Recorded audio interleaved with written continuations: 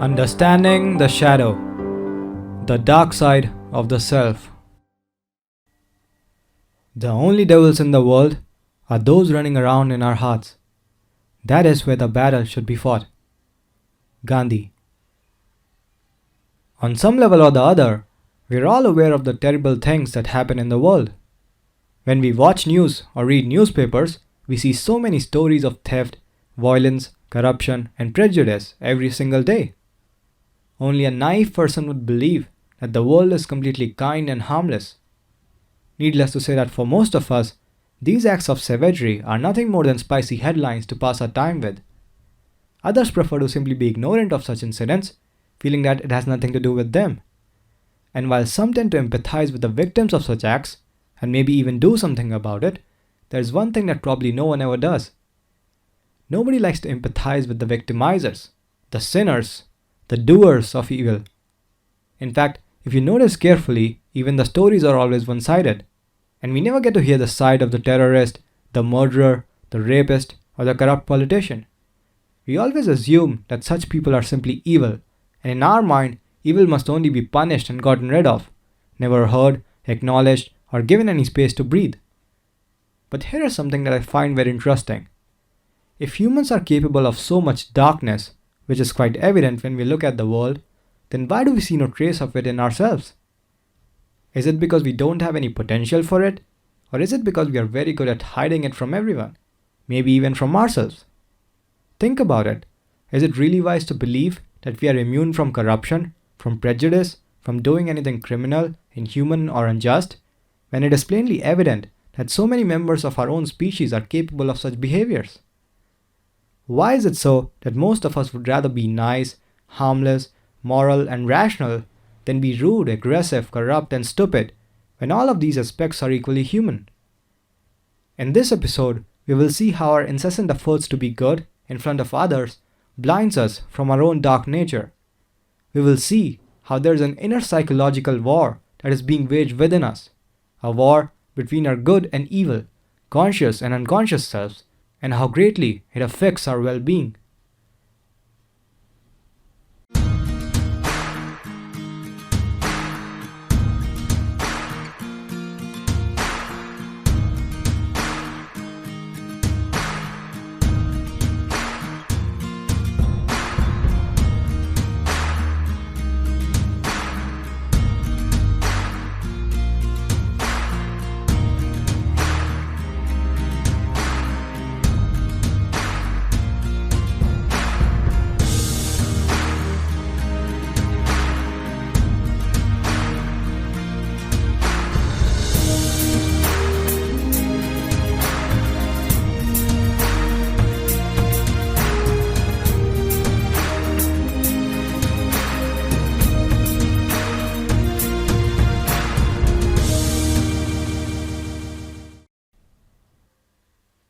Since it is universally believed that man is merely what his consciousness knows of itself, he regards himself as harmless, and so adds stupidity to iniquity.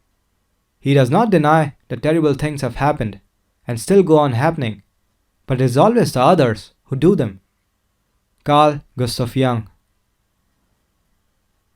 Before we understand how we develop our dark natures, let's start from the very beginning.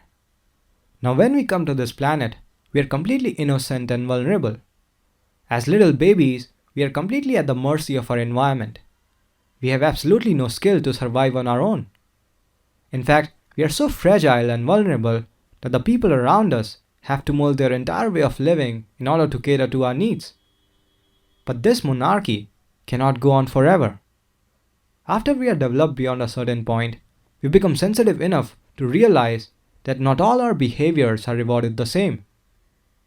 For instance, if we pee in our pants or shout at an adult, we may get scolded, or perhaps our parents refuse to buy us the toy we want. If we get good grades at school, our parents become very happy and take us to an amusement park and so on.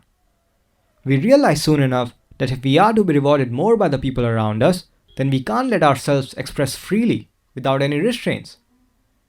We have to learn to exert some control over our bodies and minds to be in a more rewarding and less painful relationship with those around us. In short, we have to seek certain things and avoid certain things. Now, this may look trivial, but this process of learning to control and manipulate our behavior in order to please those around us is actually our education in survival. The adults around us are unconsciously teaching us how to survive in our particular culture. Over time, we learn that certain aspects of us are rewarded more in our surroundings, while certain other aspects are punished and shunned. As a result, this mechanism of reward and punishment gradually shapes and transforms our psyche, and we become more and more accustomed to acting out the aspects of ourselves that are rewarded. To give you an example, imagine a girl born in a very traditional Muslim household. Now, in order for her to survive in her Islamic culture, traits like obedience, discipline, politeness, and chastity have to become more prominent aspects of her psychology and her way of relating with the world than traits like irresponsibility, rebelliousness, rudeness, and promiscuity. For her to survive, she just can't let other people see the side of her that is aggressive, rude, or flirtatious. This exclusive identification with certain aspects of ourselves that are conducive to our survival gives rise to what is known as an ego. The ego is the side of us that engages with the world, that other people have access to, and its sole function is to help us survive.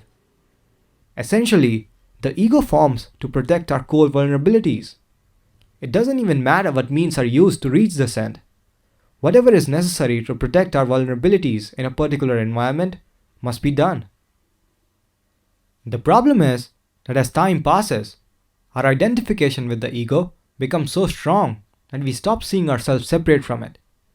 We start feeling as if we are this fixed personality that our friends and family members are so familiar with. We even speak of each other as fixed entities. We say, John is like this, Jimmy is like that, and so on. This is not a completely groundless assertion though. Usually, we get so caught up in this fixed persona and the associated habits of seeking and avoiding specific things that the way we behave hardly changes with time. The problem, of course, is that we forget that this person that we think we are is in truth a psychological construct that originally developed to ensure our survival in the social circumstances that we were raised in. The ego is therefore a very refined and limited version of ourselves that has resulted from a great deal of censorship that we have gone through over the years. This is why in religious terminology it is also known as the lower self. Based on what is considered good and socially acceptable in the minds of those around us, we constantly inspect, edit, and censor our behaviors without realizing it, presenting only a very refined version of ourselves to the world.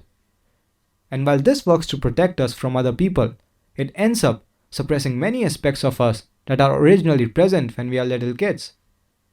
This is why Swiss psychologist Carl Gustav Jung used to say, I'd rather be whole than be good. Also think about it, if you are someone who genuinely believes himself or herself to be a good person, are you really a good person if you're good only because you're afraid of being bad? Are you really a good person if you don't have any choice but to be good? In order to survive and be safe, we end up in a constant struggle to be perceived as good and not bad. The ego is therefore a very crippled way to live. In order to protect ourselves from others, we have to imprison ourselves behind the bars of a fixed personality. Interestingly, the ego is not the only side to us. One of the great discoveries in psychology is that the ego, or what we usually mean when we say me, is not the sole authority in our lives. Ego also has a dark twin brother, which exerts great influence on our lives from underneath our awareness. Swiss psychologist Carl Gustav Jung named it the shadow, which in case you haven't noticed is the true subject of this episode. So without further ado, let's take a deeper look at what exactly the shadow is and why it even exists. Imagine that this rectangle is you, the complete you, with all your potentialities. Now when you come to the planet, you're like this, whole, the complete self. There's no manipulation or deception going on here. You're completely innocent and vulnerable at this point. But in order to survive in your particular society, you have to learn to play by its rules. The rectangle on the right symbolizes the social beliefs you were born into. Now, the problem is the beliefs that are valued in your specific community do not encompass all your potentialities. Say, for instance, you were born as a girl in a traditional Indian family, and your parents quite strongly believe that a good woman must be introverted, kind, caring, frail, and a skilled homemaker. Then the aspects of you which are in harmony with such traits will be rewarded more by your parents. These traits will eventually become a part of your ego. The ego is the overlap between the complete you and the social beliefs you were born into. But also interestingly, there will be aspects of you which will not coincide with such traits, such as extroversion, aggression, indifference, and inability to do housework. And these will be more strongly punished, or shunned, or be completely unacceptable in such a social setting. Now, these aspects are the part of you that doesn't overlap with the social beliefs. These latter aspects are also equally yours, but they are not serving the purpose of your survival in your specific communal belief systems. So every time they seek expression, they will be punished or pushed away. Over time, this side of you which is antithetical to your survival becomes disowned. That is, you can't even imagine yourself as outgoing, rude, aggressive, or indifferent. In truth, these traits are not really gone, but are merely pushed so deep in your consciousness that you can't even recognize them in yourself. This disowned dark side of you, which includes all your traits that you have buried in order to survive in the world, is known as the shadow. In a sense, shadow making runs parallel to ego development. What doesn't fit your developing ego ideal becomes your shadow. Note that in truth, both ego and shadow are equally you. But through years of conditioning, these opposites within you have built a conflicting relationship with each other. You have started believing that you can either be good or bad, this way or that way. But consider for a moment, what if you are both? The thing is that good and bad are highly relative terms, and therefore what becomes the part of one's ego and one's shadow directly depends on the social circumstances one is born in, and not on any standard of good or bad behavior set in stone. If you were born as a boy in a community of militant jihadists or any other terrorist cult, you would think that being aggressive and cruel and making people afraid of you makes you powerful and respect-worthy. In your social setting, that kind of behavior will be rewarded and considered good. You would be loved and appreciated more if you were violent, strong, and assertive, rather than timid, frail, or sensitive. So the nice, kind guy within you will become suppressed and become a part of your shadow, while the aggressive side will become your ego, your primary way of relating with the world. In most societies, on the other hand, being nice and harmless is rewarded more. So most people we encounter in our day-to-day lives appear to be good, harmless, and civilized, even though the aggressive, barbaric side of them is also lurking within them, as a part of their shadow. The shadow is therefore referred to as the dark side only because it's hidden from us, not because it's bad in some literal sense. Your shadow can therefore contain both extremely evil and extremely great things depending on where you are born. At this point, some of you may be wondering, but Rajat, so what if there's this thing called shadow? Why should we even bother? Well, the thing is that this shadow that we are talking about is not something passive, dormant, or inactive. It doesn't just stay in the background.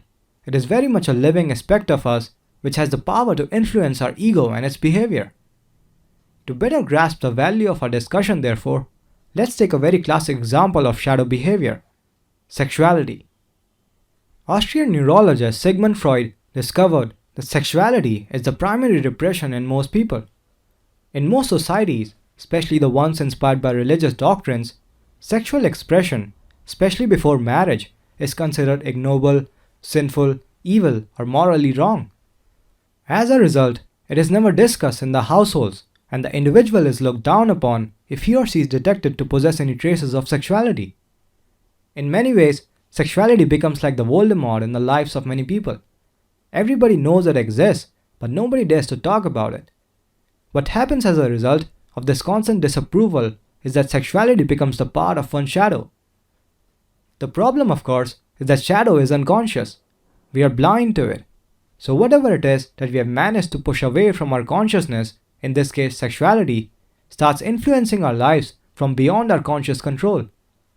Now, every time the individual is confronted with situations where this aspect of himself needs to emerge, his or her behavior will become crippled, distorted, or simply weird, and he or she will not even know why the hell they are behaving so artificially. This is what happens to the so called shy people. The reason most people get crippled and uncomfortable with their sexual sides is because in the background of their minds runs a core belief that acting out one's sexuality makes one morally corrupt or a bad person. This is the general pattern of how shadow behaviors work. There are certain natural aspects of you that are either punished or criticized every time they seek expression. So as time passes, you do not feel free enough to feel, express, and allow these tendencies to exist in their natural state. In order to survive, you bury these aspects under the rug and over time completely disown them. But just because you have disowned these aspects doesn't mean they have stopped existing within you. They are still a part of you and have now started running unconsciously without your say in it. And this can become problematic. If you do not make these tendencies conscious again and restore your natural relationship with them, they will keep influencing your life beyond your voluntary control. And like a helpless victim, you will just have to accept the consequences of your wayward behavior. The shadow left unconscious becomes distorted and has both physiological and psychological consequences. For instance, you might blow up in anger one day at the slightest provocation. You may suddenly start having scary nightmares. You may have dark moods or chronic headaches for no apparent reason. You end up destroying years of relationship over a silly thing. You stop having any creative ideas. You are low in energy all the time. You very easily get sick. You are very easily frustrated. You think of yourself as nice and harmless, but one day end up being dangerously violent and so on. Unless you integrate your shadow back with your ego, your shadow will keep having an unpredictable yet powerful influence over your life. And because you're not even aware of its existence, you are completely defenseless against it, which makes it even more important to learn about it. The gist of it all is that in order to resolve this internal split, you ultimately have to come to a realization that you're not just good, but also bad, terribly bad, and there's just no way around it. Carl Jung even used to go so far as to say that we are all potential criminals, and the only reason most of us haven't done anything criminal or inhuman is because we never found ourselves in the right kind of circumstances. Most of us are not aware of this darkness inside, not because it is not present, but because the thought of acknowledging all these devilish tendencies inside of us is intolerable for most of us. Nobody wants to bear the guilt and shame that comes from accepting the fact that we are equally as bad as we are good. It is easy instead to project all the evil tendencies on some criminal group and wash our hands in innocence. The irony though is that as long as you believe certain things to be good and run after them, you will, as a corollary, believe certain things to be bad and run away from them. As long as you lean strongly towards any one side, you will by default end up in a conflicting relationship with the other side. The only way to be at peace, therefore, is to be at peace with both your good and bad aspects, both your ego and your shadow. So it's really not about whether you want to be good or bad, but whether you want to be good or peaceful. Unfortunately, most people don't realize it, but in their ignorance keep investing a tremendous amount of energy maintaining this inner war, trying to keep one side at the expense of the other. To understand this, imagine what would happen if you were to hide from the world that your eyes blink. Then every time you would be in a conversation with someone, you would be anxiously monitoring and controlling the movement of your eyelids. It will seriously tense you up. Just like that, if you're constantly trying to hide your stupidity from the world in order to look smart, your anger in order to look composed, your sexual instincts in order to look saintly, your sadness in order to look happy, or even your sensitivity or compassion in order to look strong and masculine, then without realizing it, you will be building a lot of tension over time. When this tension builds up to a certain level, your ego can't hold your shadow back anymore, and the dam will burst at the time when you least expect it, making you behave in a way that you will regret later. This is the dilemma that most people are in. There is massive ignorance about these psychological dynamics. Our everyday philosophy doesn't bother itself with whether there's more to us than our egos, and whether this other side to us, the shadow, is in sympathy with our conscious plan and intentions. We move around oblivious of our own dark nature and eventually suffer the consequences of it. We need to understand, therefore, that there are many more aspects to us that the people around us generally do not see. No matter how hard we try, we can't get rid of the dark side of our nature. But what we can do is that we can learn to deal with it intelligently. We can learn to give these shadow behaviors equal acknowledgement and acceptance.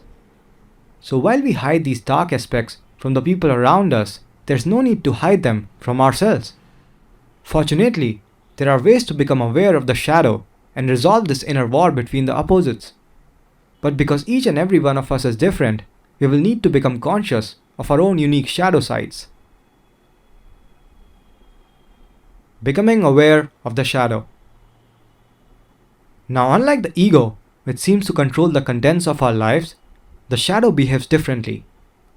Instead of doing anything, the shadow sort of happens to us. It manifests itself mainly in the form of contrary feelings, fantasies, longings, impulses, and dreams, none of which we make voluntarily, but which comes to us by itself. In truth, there are many ways to become aware of your shadow side, but you need to have an open mind if you want to unveil these hidden aspects of yourself. Now, some of you may object, but Rajat, if shadow generally contains our negative aspects, then why should we open the lid and let these things resurface? Well, firstly, because shadow behaviors are problematic only when they are contained. It's just like an animal who becomes unwell in isolation, but when allowed to run free and wild, slowly comes back to its natural sane state. Secondly, because our shadow sides contain many hidden gems, many unrealized potentials that when resurfaced makes us very colorful beings capable of many different things. For instance, a stiff and civilized woman then becomes aware of her barbaric and aggressive side and learns to accept them as aspects of her own, suddenly feels free enough to do things she was afraid to do before. She can now follow her passions and take a stand for what she believes in, even if it bothers some people around her. So now let's explore how we can discover our shadows. The first way you can discover your shadow is by becoming aware of your ego. Now, to discover the ego is relatively easy because ego usually has a storyline which it strongly holds on to. For instance, if I were to ask you your story, what would you say? Who do you believe yourself to be? That's what you need to become aware of. You may tell me, Rajat, I'm John. I live in this or that town with my parents. I think I'm pretty clever. I like to do what I do with a certain perfection. Currently, I'm working in an online startup which I founded with a friend. I'm quite extroverted and very good with people. I'm also single at the moment and I like it that way, although I don't find it hard to find someone. Like this example, you probably believe yourself to be the main character of a story who has certain traits. In the example I just described, John believes himself to be ambitious, perfectionist, smart, extroverted, and sexually attractive. Now, for John to discover his shadow, all he has to do is to flip these traits and find their opposites. So according to this analysis, what John doesn't like to be is to be mediocre, careless, stupid, shy, and ugly. It is very likely that the relationship John has with these traits is that of aversion and hatred. So this is John's shadow, or at least a part of it. Now John might say to me, but Rajat, you don't know me. I'm really not mediocre, stupid, shy, careless, or ugly. And I would say, you are, John. Ask yourself, have you never been mediocre at anything? In fact, there are more things that you are mediocre at than the things that you are good at. Ask yourself, have you never done anything stupid? Have you never been nervous or shy? Have you never done anything imperfectly? Have you never looked ugly? Clearly, all these traits are a part of John, which he doesn't like to include in a storyline. But why? Think about it. This is exactly how shadow functions. There are certain things you don't want to be in the world, so you stop seeing those things in yourself. But that doesn't change the fact that these things are still in you. So let's talk about you, the listener. What is your story? What do you like to be? How do you like to be introduced? What do you like the world to know you as? Write it down and a character with certain traits will emerge. Perhaps you like to be known as smart, sexy, funny, honest, etc. Whatever it is, just write it down. Once you have these traits, write down their opposites. For instance, stupid, ugly, serious, liar, etc. Whatever they may be. These opposite traits will tell you something about your shadow. When you have these opposite traits, notice also the fact that you do not allow yourself to be these things. The second way you can discover your shadow is through the process of projection. In our everyday lives, we see and encounter many people. Doesn't even matter if it's a real life encounter or it's just watching someone on the media. Now most of us don't notice this, but each and every one of us is affected differently by the same person. You may go to a party and one person there totally hates you. Another person wants to be your friend, and yet another is secretly in love with you. You're exactly the same person from your perspective, and you may not even be aware of this, but from the perspective of different people, you look and feel completely different. Now, how is that possible? It's possible because other people are seeing you, not as you are, but as they are. The thing is that we often look at the world and we think that the way it looks from my individual perspective is how the world really is. But our interpretations of the world tells us more about ourselves than it tells about the world that we live in. Most of us fail to notice this, but even fewer people understand how useful this fact is in knowing more about oneself. Now there can be many kind of responses that can come up when we meet and interact with different people. But let us dare and classify them into three broad categories. Someone can either affect you positively, affect you negatively, or have no effect on you. For the sake of our discussion, we only need to focus on the first two. People that either have a negative or positive effect on us. For example, you see someone and you instantly hate him or her. Or you get extremely jealous, or maybe you really admire them or think they're extraordinary. Whatever the response that comes, notice it. There is some value in how you react to different people, especially when you know little about them. You see, when you hate, envy, or admire someone, in truth, it is telling something about you. More specifically, about your shadow. In psychology, this phenomenon is known as projection.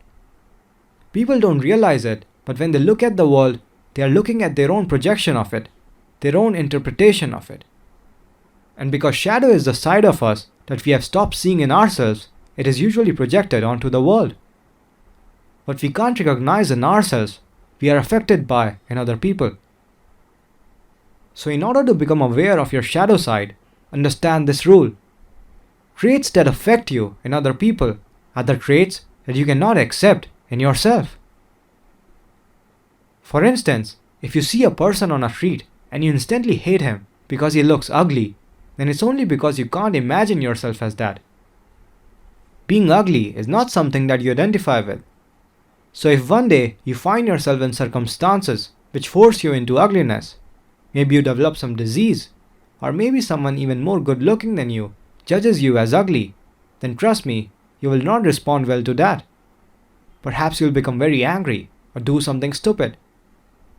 Likewise, say you see someone who is filthy rich and you admire them to the point of being fanatic. Now this is an example of being positively affected by someone. So even in this case, the reason this person has so much charge for you is because what they have, you cannot see or accept in yourself. That is, being wealthy is a part of your shadow. You just don't think that it's possible for you to be that wealthy. And because you don't give yourself the right to be rich, you are never going to take the necessary steps that are going to make you that rich. In your mind, only few people have the right to be wealthy, and you are not one of them. So even if an opportunity arises that can move you in that direction, you're not going to use it wisely.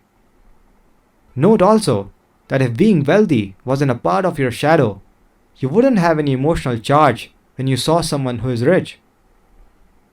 As you can see from our discussion, The way you are affected by people has some valuable information about your shadow. The aspects of you that you have learned to not see in yourself, you are now affected by in other people. So if you want to become aware of your shadow, keenly notice how other people affect you. If you don't like fat people, then it's because you can't accept yourself as that. If you don't like lazy people, then it's because you don't like to see yourself as lazy, and so on. So whatever you dislike or hate about people, whether it's their temper, the way they dress, their shamelessness, their arrogance, their violent behavior, their vulgarity, their stupidity, their lack of discipline, their weaknesses, their corrupt behavior, their fakeness, or their sensitivity, no matter what it is, it's your own shadow. And just like that, whatever you admire in others, their romanticism, their freedom, their creativity, their confidence, their cleverness, their wisdom, and so on, all of these aspects are also traits that you are not able to recognize in yourself, even though they are very much present in you. This is also your shadow. The thing is that if these traits were not a part of your shadow, they would not have any effect on you. The only reason they have an effect on you, whether it's positive or negative, is because they are telling you something about yourself. In most cases, the shadow speaks indirectly through conflicts and distortions in relationships. It reveals itself when we engage with the world. Therefore, for most people, it can only be encountered and studied through interactions with other people. So in order to become aware of your own unique shadow, have a keen eye on what affects you in other people. Keep careful note of these things. This is a very good way of becoming aware of your shadow. Also notice the fact that the same person might have different effect on you as compared to someone else. For instance, you may be affected by someone's arrogance, while your friend might not even notice it in that same person. Reintegrating your shadow. Now that you have some idea of how to become aware of your shadow, let's conclude this episode by understanding how we can reintegrate the shadow and retain our wholeness. But why is that important, you may ask? Well, like we discussed earlier, as long as things remain buried and hidden within you, they will be projected onto other people and have an unpredictable effect on your relationships. If, say, you hate to look ugly, you will unconsciously push people away who fit that criteria in your head. If you don't like to have a temper, you will unknowingly judge people with a temper or get in heated arguments the moment someone becomes angry at you. If you hate being a liar, you will harshly criticize people if you find them lying. So whatever it is that you have disowned in yourself in order to survive, you are going to project that onto other people. I hope you see now that if you want to improve the quality of your life, you need to become conscious of your own shadow. You already know now how to become aware of your shadow aspects. But remember that it takes some time to accept these shadow traits as your own. This is what I mean when I say reintegration. Note that right now, you only identify yourself with your ego, and the shadow, which is equally you, is projected onto other people. For instance, if you don't like people who are arrogant, then it's because you don't see yourself as arrogant. And you don't see yourself as arrogant because arrogance is the part of your shadow. So the moment you get in touch with your own arrogance, you will cease being affected by or making a big deal about someone else's arrogance. This is when you have successfully reintegrated a shadow aspect. The more you do this with different shadow aspects, the more your relationships with people will improve, and the more you will be at ease in the presence of different kinds of people. So how do we do this? Once you have some idea of your shadow aspects from the exercises that we talked about earlier, you need to learn how to see these traits in yourself. Now there are two good ways you can do this. First is through contemplation. If there's a shadow trait that you have discovered using the exercise that we talked about, you can then ask yourself these questions. Have I ever demonstrated this behavior in the past? Am I demonstrating this behavior currently in my life? Under different circumstances, am I capable of demonstrating this behavior? For instance, if you hate being a bully or you cannot recognize yourself as that, then ask yourself, Have you never been a bully in your entire life? If you were born in different social circumstances with different set of beliefs, could you not have become a bully yourself? Now there can be things which can be very difficult for you to accept. For example, if you totally hate someone who has killed a person or cannot really identify yourself as that, then ask yourself again, have you never killed anything in your life? If you were born on the street and raised in some really bad influence, could you not have easily become a murderer yourself? Just like these, no matter what comes up that you can't see yourself as, ask yourself whether you have never exhibited that trait or a version of it in your life. And if your social circumstances were very different from what they are now, could you not have exhibited that trait yourself? Take your time to think about it. These are profound questions which can radically change the way you look at the world and can help you accept these dark traits that you've been running away from and seeing only in other people your entire life. The second way you can reintegrate your shadow is through the process of ritualization. Another great way to create acceptance for your shadow aspects is to try expressing them in a safe environment or find safe ways to express them. For instance, if you've always been a nice, harmless girl to the world, then your angry and aggressive side is probably a part of your shadow. And though you might not notice the consequences of this psychological arrangement, you're very likely suffocated inside that nice girl persona. So in order to generate acceptance of your dark side, you can find or create opportunities where this aggressive side of you can safely express itself without causing any harm to others. For example, you can join martial arts classes, enroll in some adventure sports, or join the gym. You can also try screaming as hard as you can when there's no one around, beat the ass out of some pillows, break some extra furniture, burn something, or kick the boxing bag. Note that you're doing these things intentionally, with full presence of mind, so that your dark aggressive side doesn't have to express itself unconsciously. To diffuse the dark side of one's nature is to store up or accumulate the darkness. This is later expressed as a black mood, a psychosomatic illness, or unconsciously inspired accidents. So we are instead taking things in our own hands and playing with our shadow aspects safely. Be as creative as you can and use your imagination to express your dark side. This is the method of ritualization. In this method, you are intentionally giving expression to your shadow aspects without causing any harm to anyone else. In the example I just described, the nice harmless girl will become quite liberated internally if she gets in touch with her aggressive side through such rituals. When we express our shadow aspects ritually, they cease to have a powerful influence over our lives. You can discover yourself how liberating such acts can be for you. Now you may be wondering, but Rajat, does this mean that we have to be as destructive as we are creative, as bad as we are good? Yes, in truth, we are already both.